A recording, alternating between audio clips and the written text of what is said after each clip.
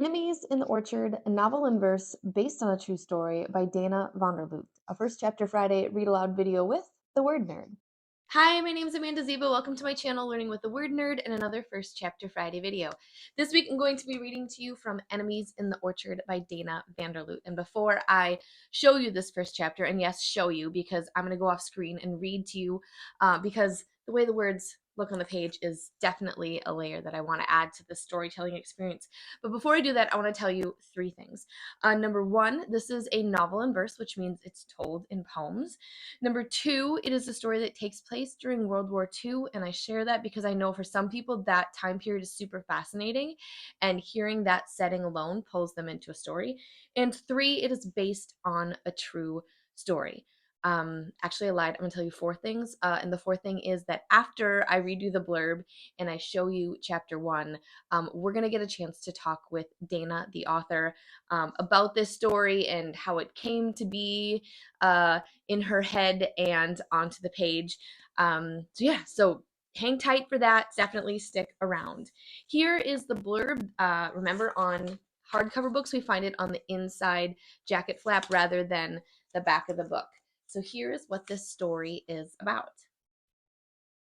As the fall of 1944 begins, Claire finds World War II creeping closer to her family's orchard than she would like. With her older brother Danny fighting overseas, her father is taking advantage of a new U.S. program that loans German prisoners of war, POWs, to farms as labor.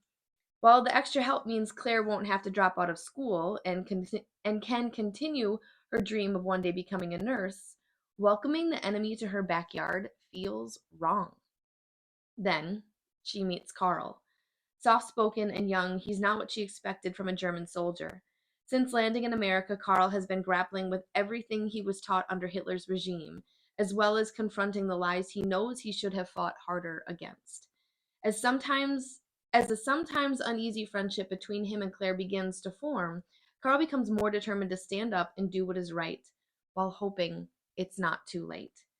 Based on the little-known history of POW camps in America, this lyrical novel in verse explores the tensions and struggles that come with growing up, confronting personal prejudices, and finding your voice. You guys, this story is beautiful. I underlined so many different one-liners and passages in this book.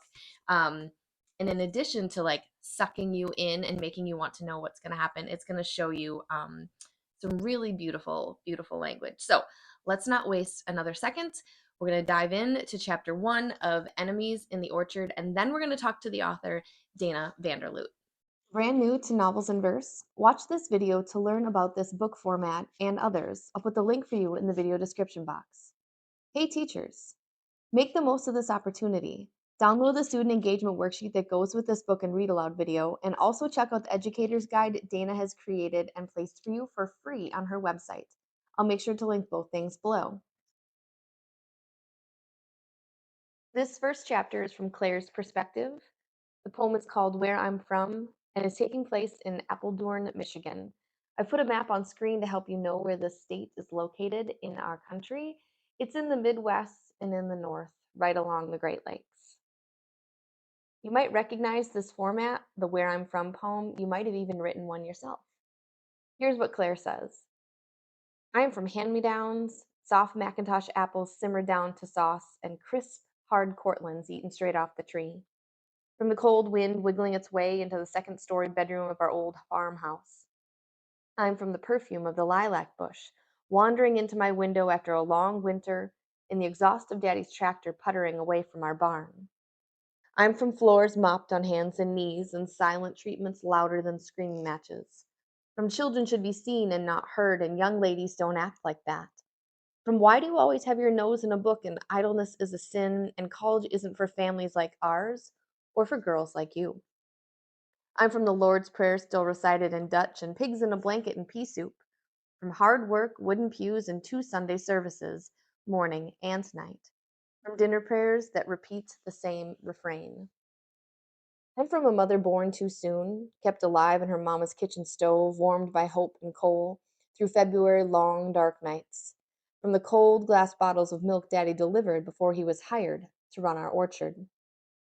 I'm from 2 older siblings who prefer me out of their way, who remind me what I don't know, what I'll learn eventually. A sister already married and moved out, a brother enlisted, gone somewhere across the ocean, carrying a gun, pretending he's not afraid. I'm from the quiet whisper of another brother, one I never met. A baby born 14 months before me, lungs not strong enough to live through even one sunrise. The empty space where his life should be is a ghost haunting Mama. His name marked on a grave in the local cemetery, but seldom said aloud. I'm from a one-room schoolhouse. I outgrow a little more each day. From diaries kept hidden under my bed to tender dreams that bloom like apple blossoms, soft flowers with the possibility of becoming fruit, if they can find a place on the branch with space to grow where the sun can reach. Second chapter is from Karl's perspective, and I've confessed this to y'all before, but I am a single language speaker, and there is some German in this book, including the title of each poem from Karl's perspective.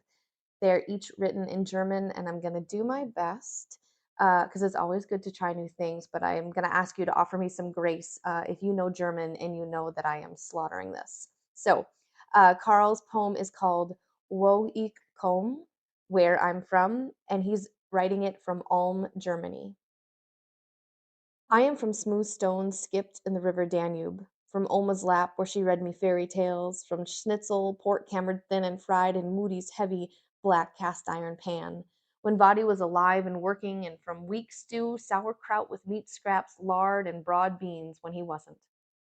I'm from work before play, weeds plucked from the garden, wood chopped and hauled before I'm allowed to venture off on my bike.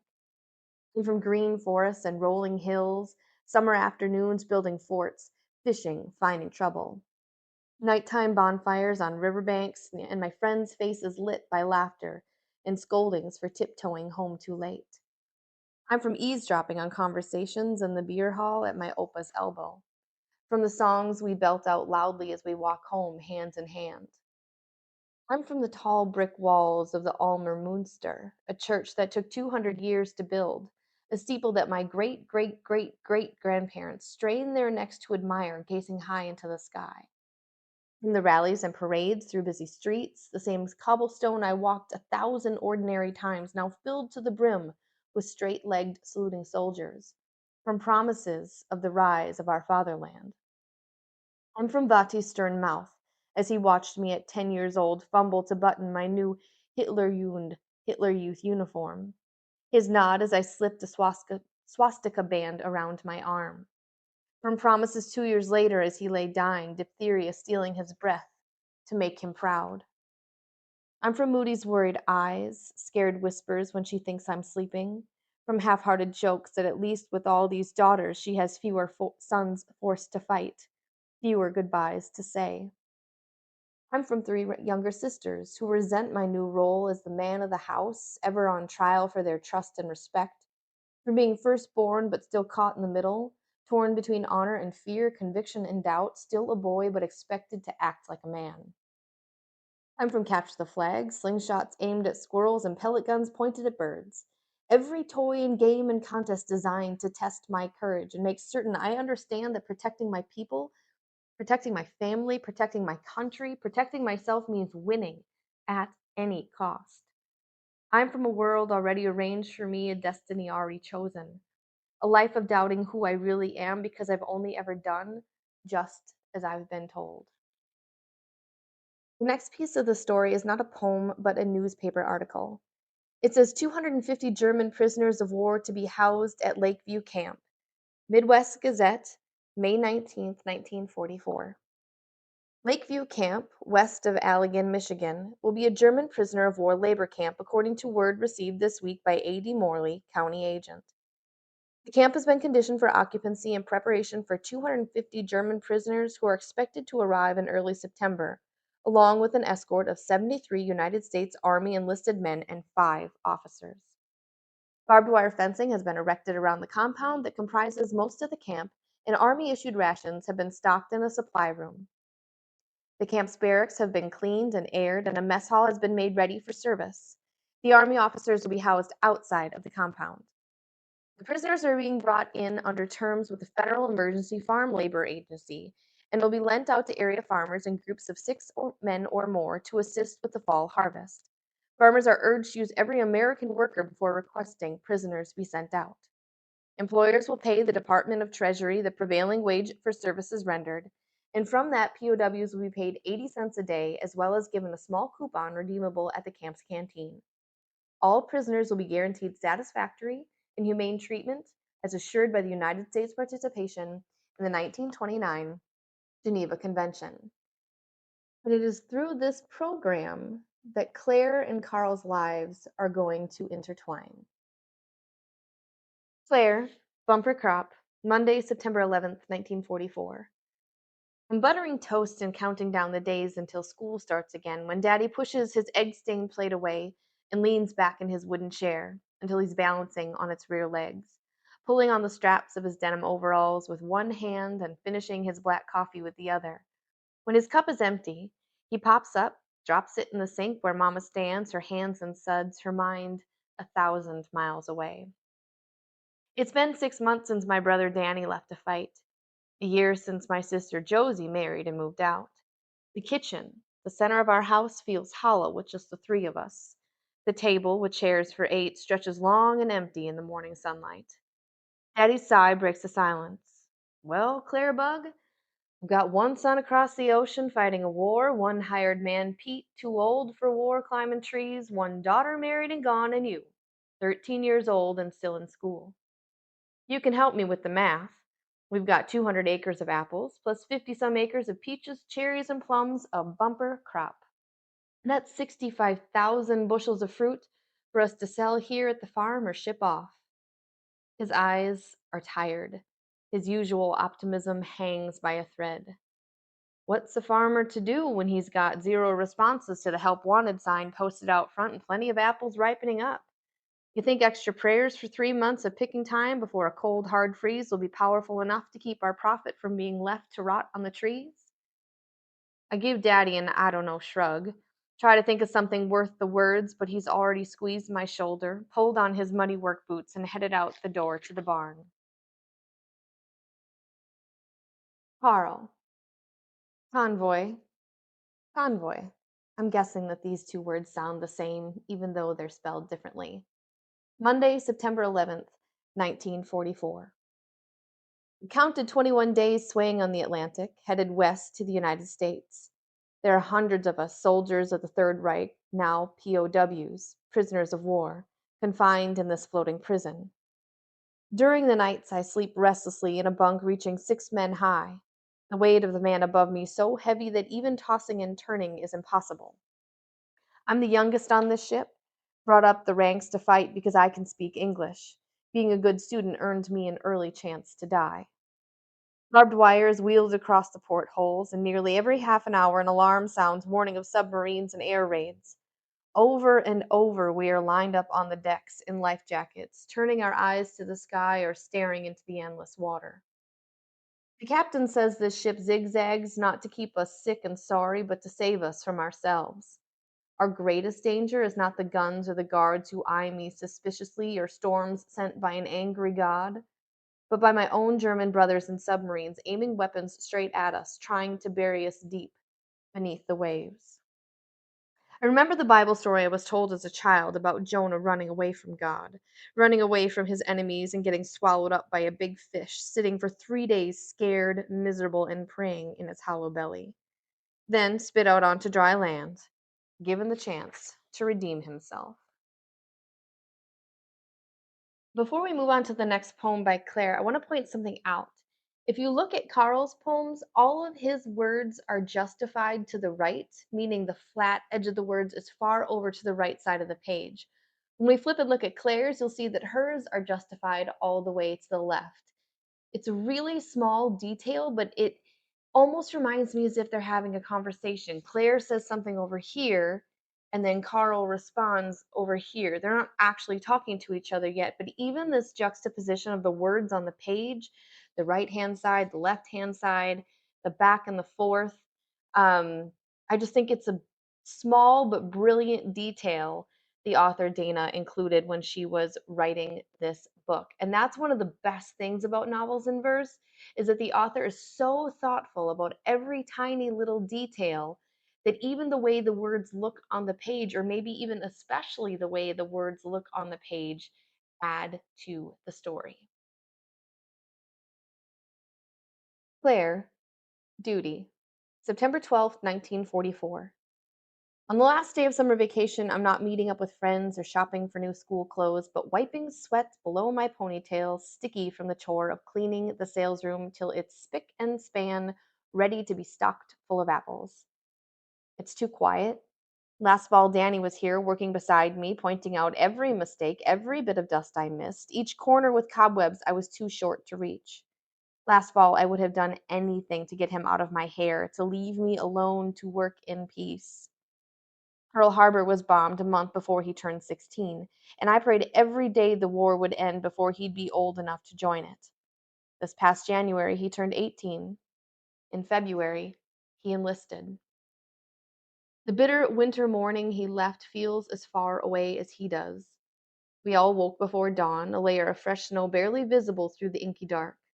Mama and I shivered beside each other in the kitchen, watching out the window as Daddy warmed up his truck, its exhaust sputtering and sending up puffs of clouds as he loaded Danny's bags.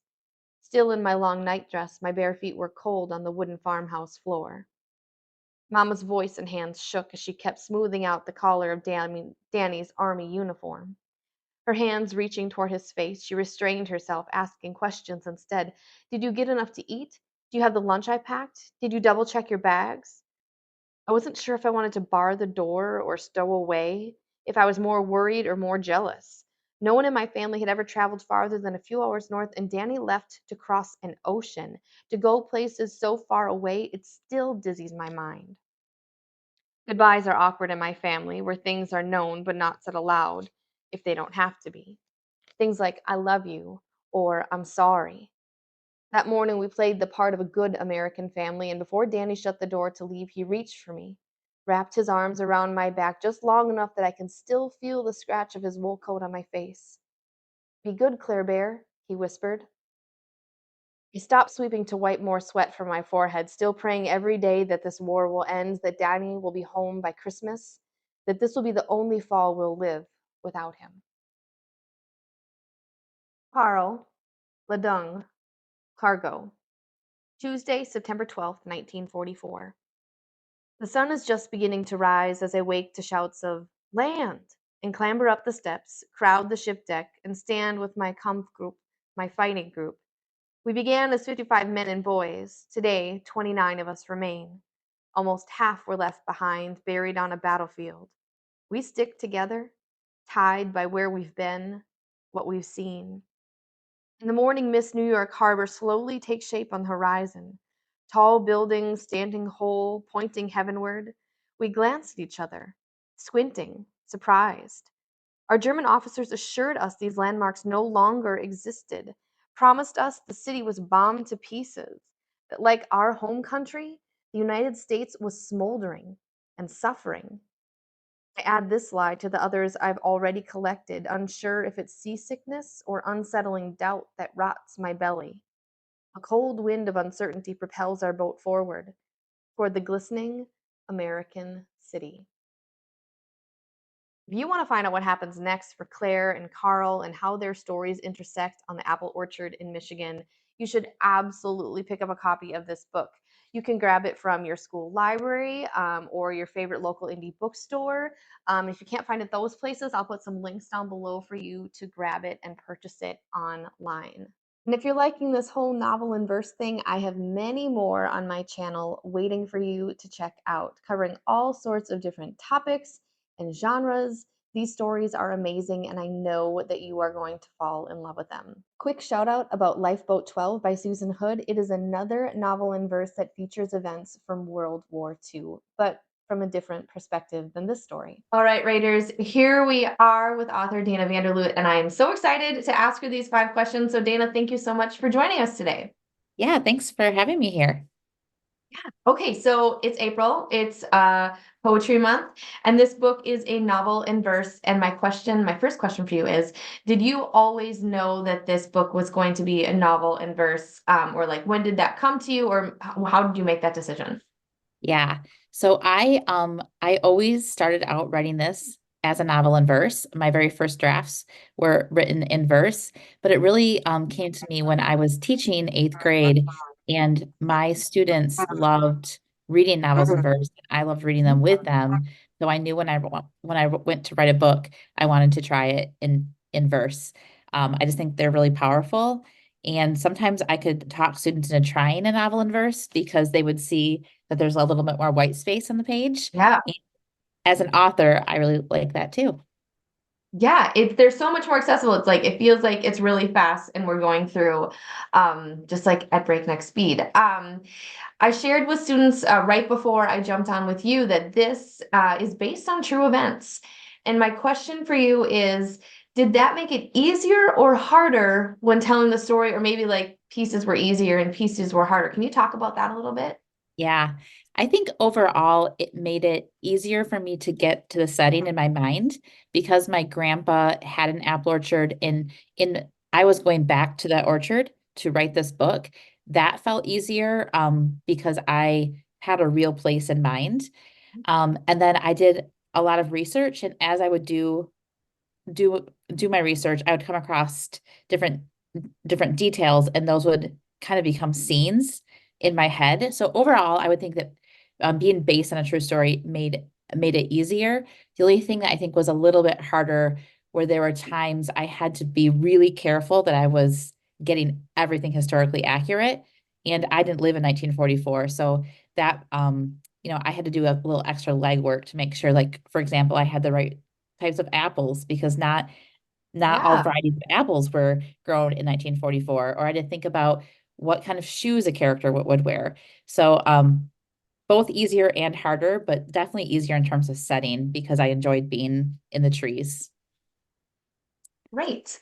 One of my favorite parts about this book is all of the layers. Like every chapter title is in English, and then for Karl, it's in English and in German. And then we have the location, and we have the time period, and then we have Claire's poems coming from the left, and we have Karl's poems coming from the right. And like, how did how did that evolve? Like how like was it like, okay, in this draft I'm thinking about this, and now we're gonna add in this layer, or like it just feels very, very thoughtful, and I'd love to hear more Yeah. about that. Yeah, I think with a novel and verse, so much of it is kind of what you see on the page. Like it's that visual experience. So early on, when I was trying to think about trying to keep those two voices, Karl and Claire, really separate, I kind of had the idea, like, what if I put their words on opposite sides of the page because they're on opposite sides of this war, and also it will help young readers as they're reading to keep track of who's talking. And then I wanted to work in some. I have like clips from newspapers, and I have other historical documents. I wanted it to feel like a real piece of history, and I wanted the way it looked on the page to kind of reflect that. So with the different fonts for each character, it was really important to me that all of that worked to kind of create more to the whole story. Yeah, well, bravo, you did it. Pulled it off completely. And readers, I know that right before we talked to Dana, you saw those pages on the screen. And if some of those things escaped your notice, I know I tried to point out a few of them, but like go back and look at that. It actually wasn't until I was creating the video that I noticed the two sides thing, because I was like really looking at the pages, and the first time I just was like sucked into the story. So that's another great thing about novels and verses. If you read it more than one time, you pick up new things on the second or third reading. Um, Question number 4 is, what is one takeaway that you hope readers will carry with them after they've read this book? Yeah. I think one thing I will really want readers to think about is both Karl and Claire feel kind of like outsiders at times. So obviously Karl is an outsider because he's, you know, in America, and he realizes this awful thing that he's been a part of with the Nazi party. But Claire is also kind of feeling like an outsider in her own community in the ways that she wants to keep going to school, and she kind of feels like she's outgrowing her small town. So one thing I'd hope that readers would take away is that kind of bravery that both of them had to show in order to be who they truly were. It's that moment when you kind of had that like quiet voice in your head that says like this doesn't feel right. And both Karl and Claire had to like learn how to follow that and trust that. So as they kind of meet and they're kind of starting to trust one another, they're also trying to trust themselves. So I hope Yeah. readers think about that process of like growing into who um growing into what you believe and really questioning that. Yeah. And you don't have to be living through a war to like have those moments. Like all of No. us in our everyday life, like we hear that thought in our head and we have those feelings. And so sometimes having a heightened experience like living through a war like really magnifies that. But I think it's something we can all relate to in our everyday lives. Yeah. Okay, so when Dana and I were talking on Instagram about setting up this interview, like the more we talked, the more we realized we had in common. We were both former full-time classroom teachers. We both have sons who play baseball. We were both going to writing conferences at the same time. Like it was uncanny. Um, but I really would love for you to tell us a little bit about how you started. You didn't start as a writer, like your career started in education and started in the classroom, and this has kind of transitioned into something. So maybe tell us a little bit about the career path and like how doing something before writing can be helpful, Yeah. or kind of how the education and writing worlds intersect. I think that one of my favorite things in doing these interviews is showing kids that, hey, writers are real people. And if this is a job Yeah. that you want to have, like it can happen. So I just love a little bit about that. If you can pull a Yeah. question out of my rambling. Yeah, for sure. So when I went to college, I first thought I was going to be a teacher, but then I started taking writing classes, and I loved them. So I ended up being a creative writing major in college, and then afterwards, I had a short stint as a nanny in Switzerland, which was a really Cool. that's a long story, but I landed on 9/11, so it was a rough start. And then when I came back to the U.S. after that. I decided that I did want to be a teacher. So I went back after working in journalism and writing for a little bit. I went and became a teacher. I taught middle school for about 14 years. I loved it. My favorite part was reading with students and connecting them with books. And then, but I always kind of had this writing going on the side. So I ended up doing a writing program part-time where I was teaching and writing, and I had deadlines just like my students. And then in the last few years, I'm no longer in the classroom, but I'm working as a literacy consultant, which means I get to work with teachers and in schools. But it also gives me a little bit um, more time to talk to different students and teachers about writing and about the writing process. So I would say that I followed my passion the whole way through. The actual job has changed, but the like writing passion and the passion for good books has always kind of stayed at the center of all of that. Well, that's awesome that there are multiple avenues to pursue that. So, readers, if you're listening and you're like, books, I love writing, like, know that there are multiple ways you can pursue that when you are a grown up and have to get a job. So, Dana, thank you so much for your time. Can you tell Yeah. us, are you working on anything new right now? And can you tell us if readers have more questions for you, what's the best way for them to get a hold of you? Yeah. Right now, I'm doing a bit of research and thinking about what my next book might be. It might be a companion novel, so kind of like Okay. maybe not the exact same characters, but similar, or maybe introducing some new characters. I do really like that the book took place in an orchard, and I think I might want to keep inside that setting. If your readers want to get in touch with me, I love to hear from them. You can email me at dana.vanderlugt@gmail.com, or you can check out my website, which is danavanderlugt.com. I'm on Instagram, Dana Vanderlugt Writer. I know that most kids don't like Facebook, but I am on Facebook. But if you just search my name, there's lots of ways to get in touch with me. So I do a lot of school visits, a lot of talking with young readers. And I also love to read. There's a lot of adults who do reviews on Goodreads, but I love when I get a review from like a middle school reader on Goodreads or any student. So Yes, awesome. Well, I will make sure to link all of those things down in the description box to make it easy for people to connect with you. That's all we got for this time. Readers, we will see you again next week for another First Chapter Friday video. Happy awesome. reading. See you next Thank time. you. Thanks so much for visiting my channel, Learning with the Word Nerd. I hope you come back again for more First Chapter Fridays, direct teaching videos, brain breaks, and more. I'll see you again next time. Happy reading.